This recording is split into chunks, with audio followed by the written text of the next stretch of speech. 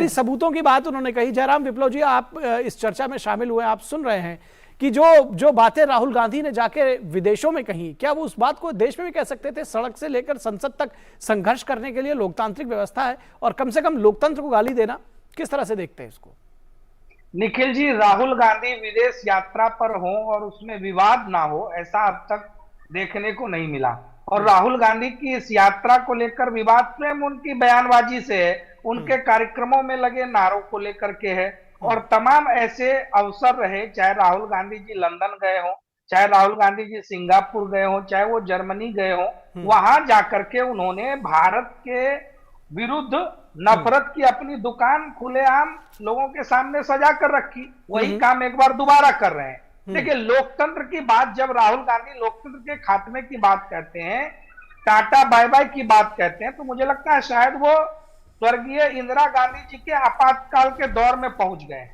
देश में तो लोकतंत्र की हत्या, लोकतंत्र का खात्मा एक ही बार हुआ था, जो उनकी दादी की सरकार ने किया था।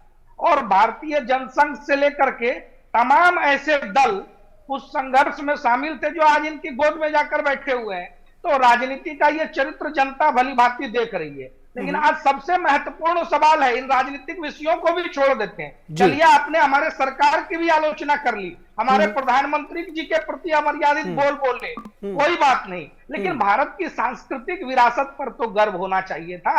आज भारत की नई संसद भारत की उस सांस्कृतिक विरासत को दुनिया के सामने प्रस्तुत कर रही है। लोग उसके वास्तुकला शिल्प की भूरी भूरी प्रशंसा कर रहे हैं, लेकिन राहुल गांधी जी को उसमें भी विदेश में जाकर नकारात्मकता फैलानी है। लेकिन दो महत्वपूर्ण सवाल है निखिल जी। राहुल गांधी जी के कार्यक्रम में खालिस्तानी झंडे लहराए गए, खालिस्तान का नारा लगा, उनकी भारत के पूर्व प्रधानमंत्री इंदिरा गांधी जी के प्रति अपमानजनक शब्द बोले गए और राहुल जी दांत दिखाते रहे। राहुल गांधी जी जाकर कहते हैं कि भारत में डर का माहौल है, मुस्लिमों को पकड़कर जेल में डाला जा रहा है। तो क्या पीएफआई के आतंकियों से सहानुभूति है राहुल जी को? इसका जवाब देंगे, इसका जवाब विजय जी देंगे। जी, एक लाइन, साहिल जैसे हैवान से सहानुभूति है, वो अपराधियों और आतंकियों में मजहब क्यों ढूंढ रहे हैं? चलिए विजय जी जवाब दीजिए। आखिर खालिस्तान कांग्रेस के ऊपर झूठे आरोप लगा रहे हैं और देश के सम्मान के साथ राहुल गांधी और कांग्रेस कभी समझौता नहीं करती, आप क्या कह रहे हैं?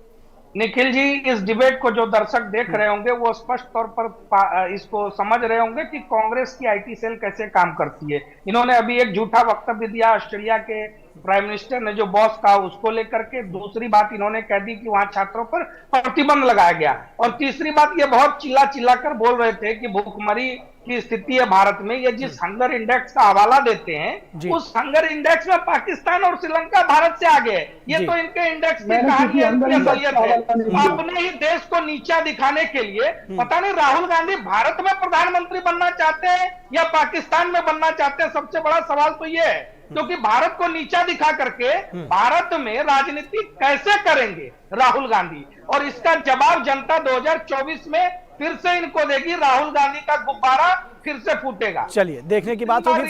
फिलहाल आप सभी तीनों खास मेहमानों का, विनोद जी आपका, विजय जी और जयराम जी, आप तीनों का बहुत शुक्रिया हमारे साथ इस चर्चा में जुड़ने के लिए। लेकिन एक बात जरूर